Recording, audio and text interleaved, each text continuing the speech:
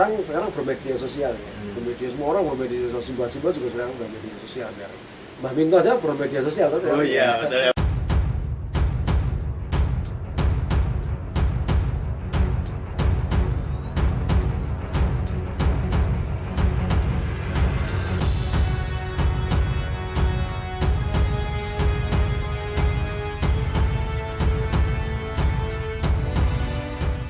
COVID-19 melanda di Indonesia. Perekonomian negara juga ikut porak-poranda oleh kehadiran COVID-19. Dari usaha-usaha yang besar sampai taraf UMKM turut terkena dampak dari COVID ini. Ada yang tutup, ada yang tersengal-sengal, tapi ada yang hidup juga tetap ada gitu. Tapi semuanya ikut terkena dampaknya. Nah, saat ini podcast Kandang Sapi ini kita kedatangan seorang tamu yang sangat istimewa. Dia adalah seorang motivator. Dia juga seorang pengusaha. Dia juga seorang pendamping untuk UMKM gitu. Dan kita perkenalkan tamu kita, dia adalah Pak Nugi ya. Mas Ya. Biar tetap awet muda ya. Betul Mas Bayu. Nah, nih selamat sore. Selamat sore Mas Bayu. Ya, senang bisa ketemu Mas Bayu dan acaranya keren banget ini pokoknya. Terima kasih. Ya, ini kita baru belajar juga nih Pak Nugi ya. Jadi kita akan mulai nih bahas dari tadi yang sudah kita bicarakan kan banyak sekali nih dampak COVID terhadap masyarakat gitu. Nah, tapi sebelum kita memasuki itu ya Pak, usaha apa sih yang saat ini atau kegiatan-kegiatan apa yang saat ini sedang dilakukan oleh Pak Nugi nih? Mas Nugi lah. Makasih Mas Bayu. Jadi usaha itu usaha yang saya rintis bersama dengan istri saya itu bagian dari wujud konsekuensi Mas. Ketika saya sering memberikan training, memberikan konsultasi untuk pengembangan bisnis, itu menjadi tidak layak dan nggak pantas kalau seorang konsultan bisnis nggak punya bisnis gitu ya. Oh iya. Apa yang diceritain gitu ya, makanya. Ngomong tok itu ya. Ngomong tok. Ya. Makanya kemudian kami bikin Cangta Burger tahun 2005 dan Poci Beliri ini tahun 2020. Barusan berarti ya. Barusan yang Poci Beliri ini konsep tradisional Jawa ini barusan. Baru Januari kemarin gitu ya. Ya. Tahun 2020 berarti itu bulan apa itu? Tepatnya tanggal 3 Januari 2020. 3 Januari 2020 baru ngerasain 3 bulan langsung blek ya, jeblok gitu ya. Nah, ini sebelum kita bahas tentang jeblok dor gitu ya. Apa sih kenapa kok milih Poci Blirik gitu?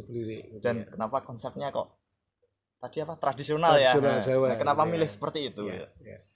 Iya, jadi saya waktu datang ke Salatiga itu tahun 2004 itu hanya terus terang tertarik karena gunungnya Mas Wahyu. Jadi ada gunung, kemudian saya pas jalan, udah pokoknya saya pengen tinggal di Salatiga. Nah, sekian tahun saya tinggal di Salatiga, itu pertanyaan yang paling sulit. Kalau misalnya ada teman saya dari luar kota, tanya tentang Salatiga, Mas, aku mau dolan ke Salatiga. Aku kepengen tok jak dolan gitu ya. Saya selalu bingung, saya ajak kemana Mas gitu loh.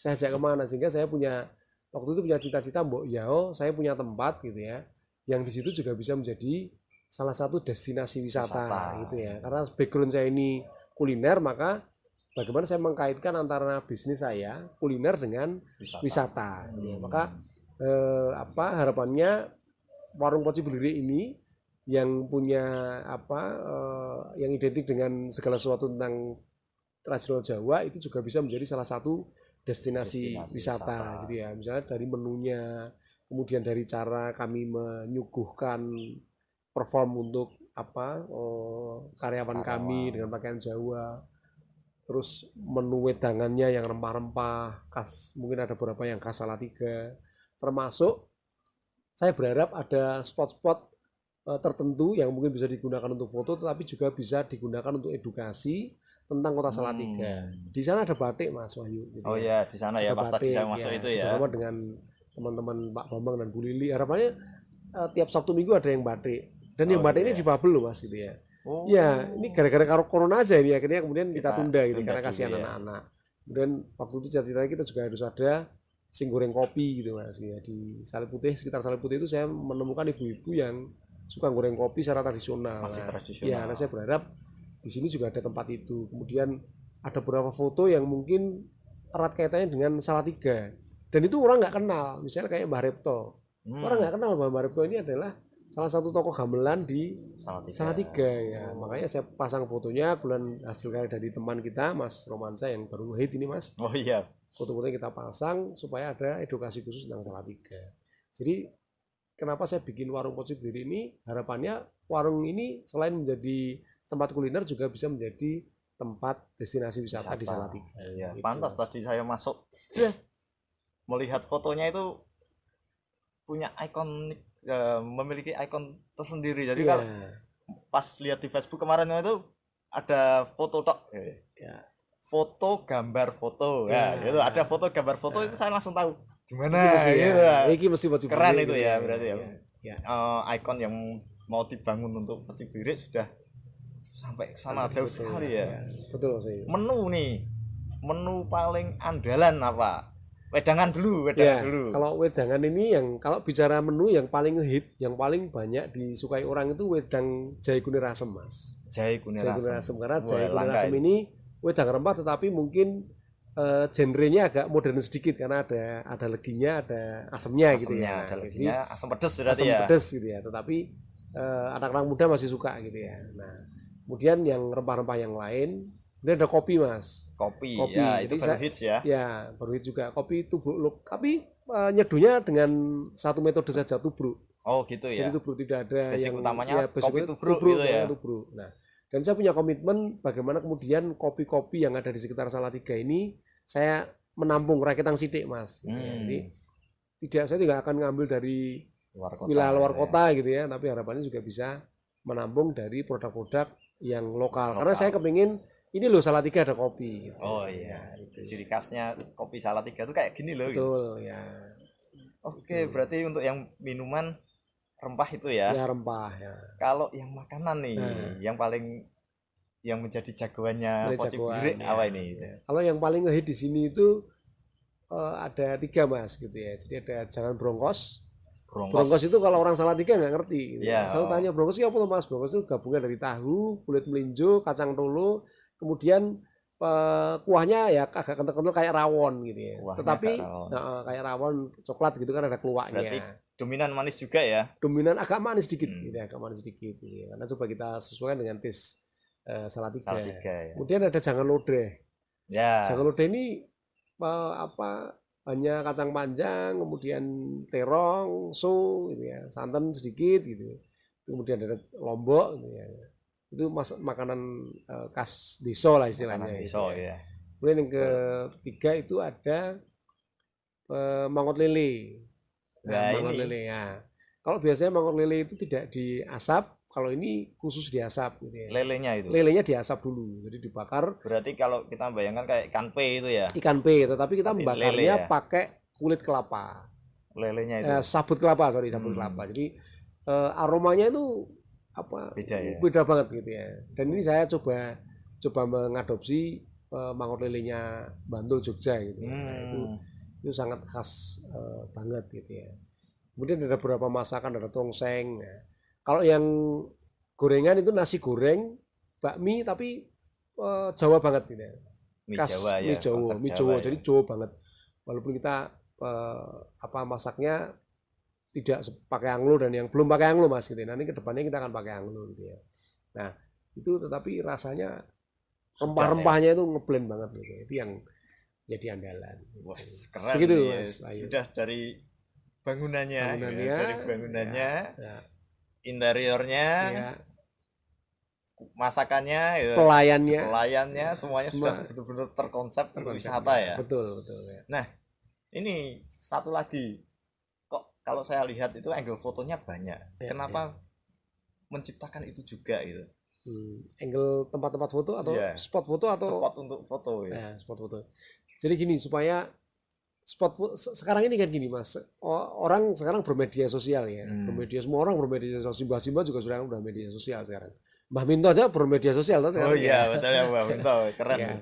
Nah, saya berharap orang yang datang ke sini itu bisa menikmati suasana dan bisa mengabadikan momennya, gitu ya, dengan spot-spot foto yang saya sediakan gitu ya. Walaupun pasti sangat terbatas ya, karena mungkin ini baru 3 bulan ya Mas Wahyu ya. Semoga bisa berkembang dan bisa punya spot foto yang lain ya. Tadi goreng kopi, batik, mungkin bisa belajar batik. Kemudian saya pengennya juga ada tukang cukur Mas. Tukang cukur ngisor wit itu loh. Yang pakai gunting. Iya itu betul. Ya. Kalau misalnya ada yang kerso nyukur di sini ya, saya kasih tempat, saya kasih yop gitu ya, supaya ya pokoknya zaman biyen itu ditemukan di sini gitu ya. Itu. Jadi itu bisa jadi kita bikin kayak konsep museum gitu ya. Betul, dari saya kumpul ke Bogor City, tapi mungkin ini bertahap, tidak bisa secara langsung. Karena kondisi juga ya. Nah, ini kesulitan. Ini kan berarti tadi menceritakan berawal dari mimpi pengen bangun Salatiga, ada tempat wisatanya gitu kan ya. Kesulitan awal bangun ini tuh apa sih? Iya.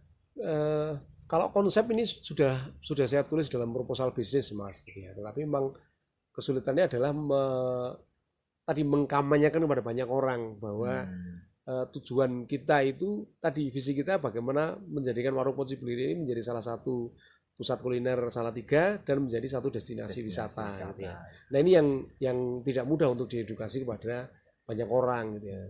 Ya tantangannya di situ Mas. Maka ini sekarang saya bawa gencar-gencarnya untuk melakukan promosi terutama lewat media sosial ya. Nah, tantangan yang kedua memang kemudian bagaimana meyakinkan bahwa warung Poci Blirik ini punya faktor pembeda dengan warung-warung yang lain gitu. Itu penting gitu, karena saya pikir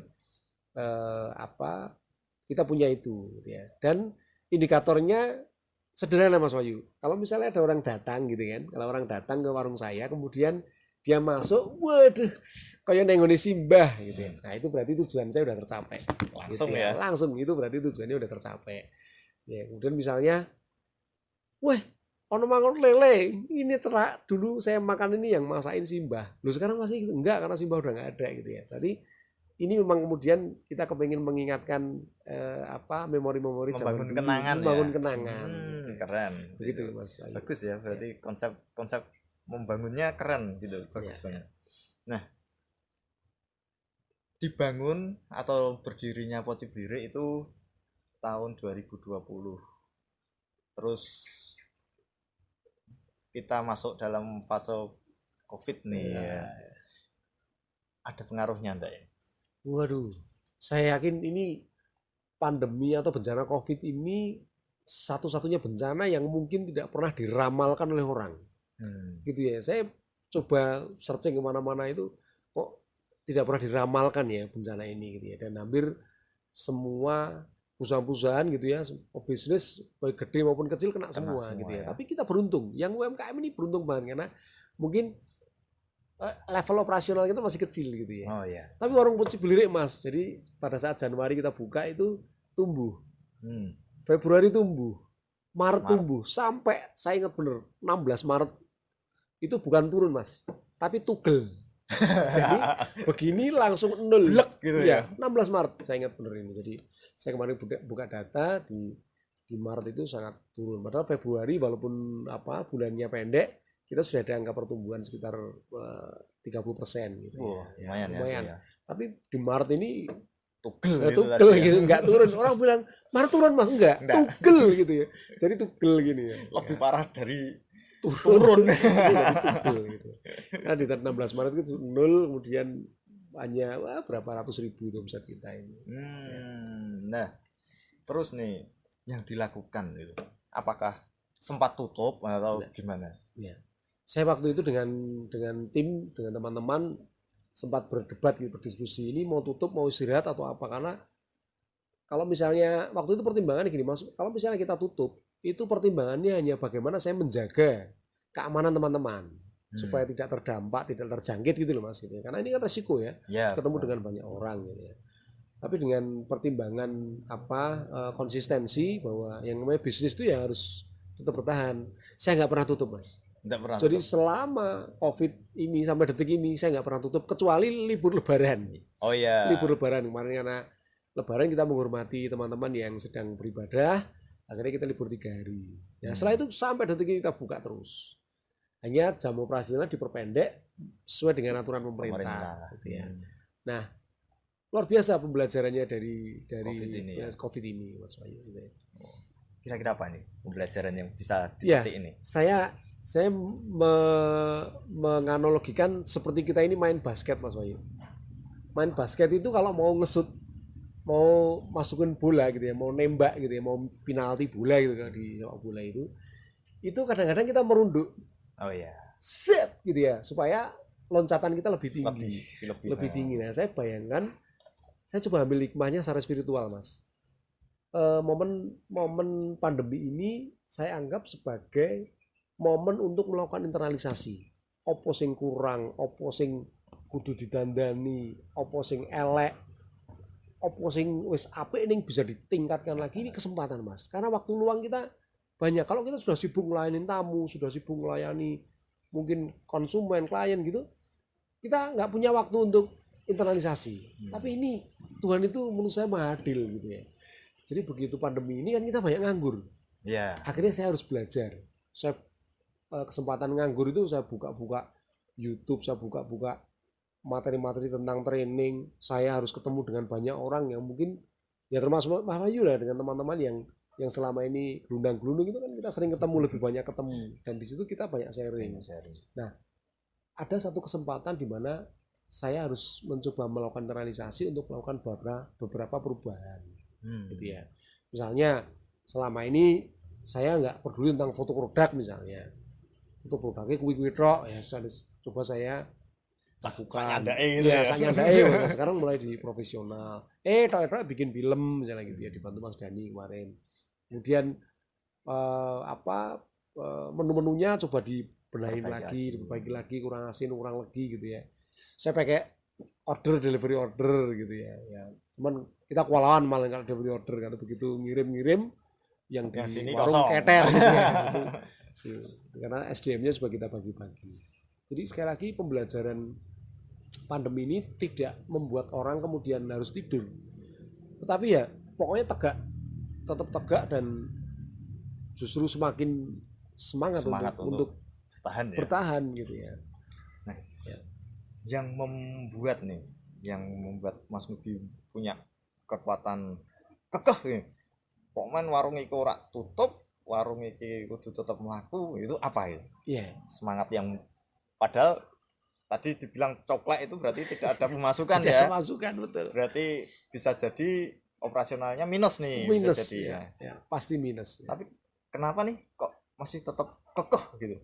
Yang mendasari apa itu? Ya, yang mendasari adalah saya kepingin kalau bikin usaha itu konsisten gitu ya.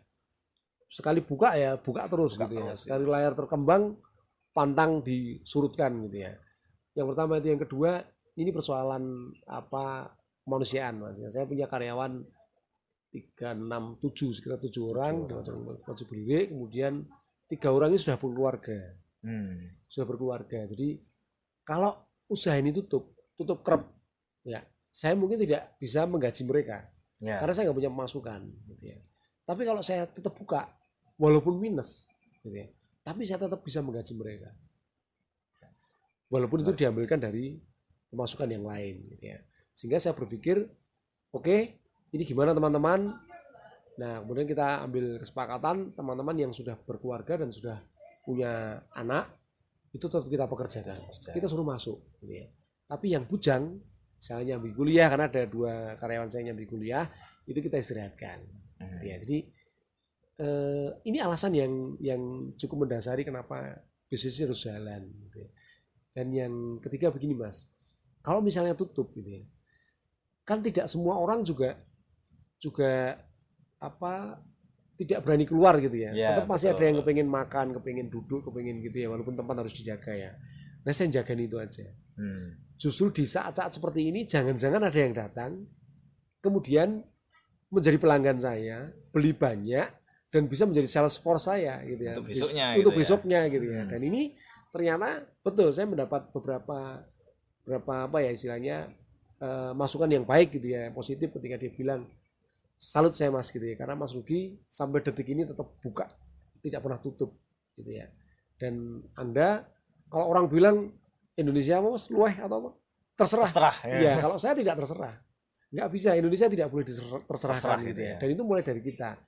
Kita nggak boleh menyerah dengan pandemi ini, tapi tetap bagaimana kita mengantisipasi dan mencari cara supaya tetap bisa survive di era pandemi ini gitu. Mas. Nah, ini apa yang Mas Nugi lakukan nih? Kan orang mau datang takut nih. Ya. Orang mau datang takut. Jangan-jangan nanti saat datang tempatnya tidak higienis gitu. Nah, kira-kira ini di Poci Birik sendiri bagaimana gitu? Iya. Yang saya mulai dari gini Mas Wahyu, selama proses pandemi ini, pada saat saya sepi, justru saya gencar-gencarnya promosi. Pada saat sepi malah promosi terus gitu. Pokoknya supaya orang di rumah gitu, stay at home, itu baca Facebook atau media sosial yang saya punya, yang berteman dengan saya, dia baca postingan saya gitu ya. Oh gitu. Nah, itu saya gencar promosi gitu ya. Nah, yang kedua, saya ingin pastikan sebelum ada peraturan mencabut masa bencana di Salatiga ini, saya sudah mengkampanyekan bahwa warung Poci Blirik ini menerapkan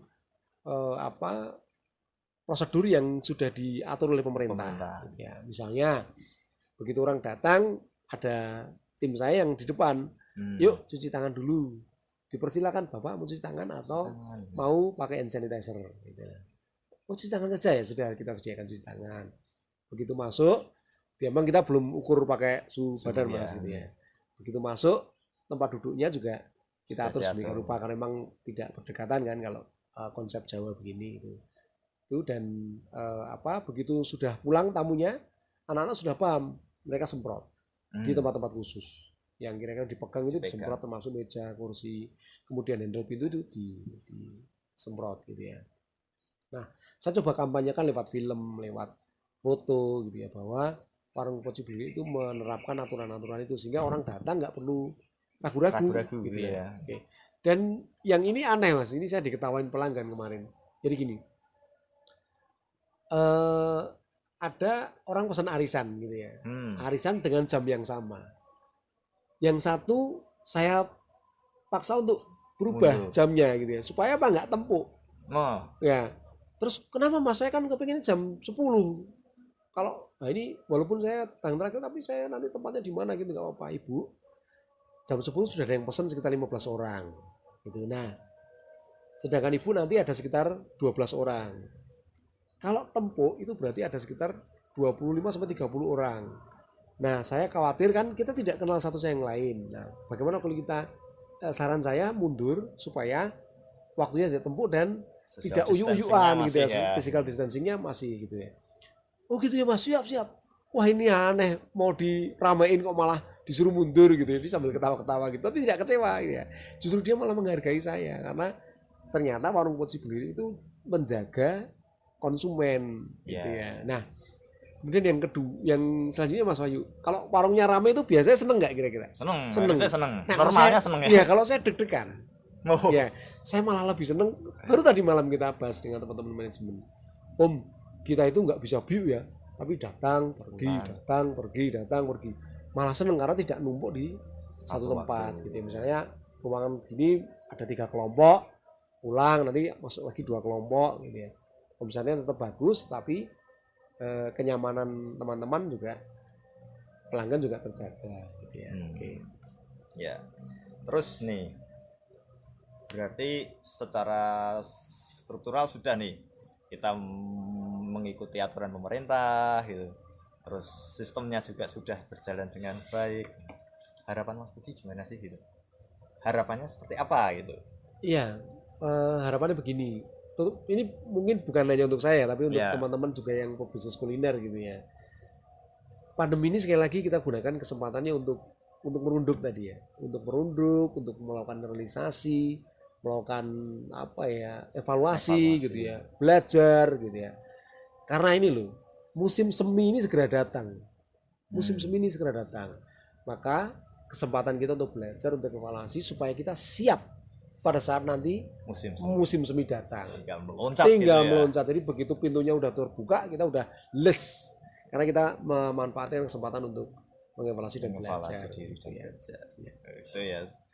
Berarti kita perlu mempersiapkan diri untuk besok nih ya, saat situasi ini sudah mereda dan kembali normal gitu ya. Nah, teman-teman, di sini ada banyak hal yang menarik yang kita pelajari. Yang pertama, ya dalam usaha pasti ada naik turunnya. Bahkan tadi tidak turun gitu, tapi toklek gitu. Toklek patah gitu. Tapi ada satu hal yang dipelajari di sana, tidak menyerah. Dalam kondisi minus, dalam kondisi apapun, tetap harus ada yang diperjuangkan. Tapi yang paling jangan dilupa adalah jangan sampai Anda berhenti belajar. Dalam kondisi itu, pelajari kondisinya, persiapkan diri Anda, sehingga saat kondisi sudah kembali normal, loncatan Anda akan lebih tinggi. Jangan sampai COVID ini hanya membawa Anda menjadi kaum-kaum rebahan yang hanya gerundang-gerundung. Itu tidak baik gitu. Tapi gunakan kesempatan ini untuk belajar sebanyak-banyaknya, baik itu dari media sosial, dari teman. Gunakannya sebaik-baiknya. Persiapkanlah diri untuk menghadapi musim semi.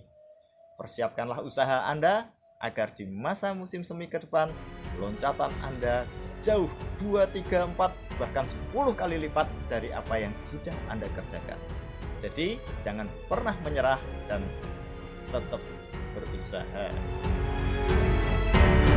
Terima kasih. Sama-sama, luar biasa, keren, jos, foto.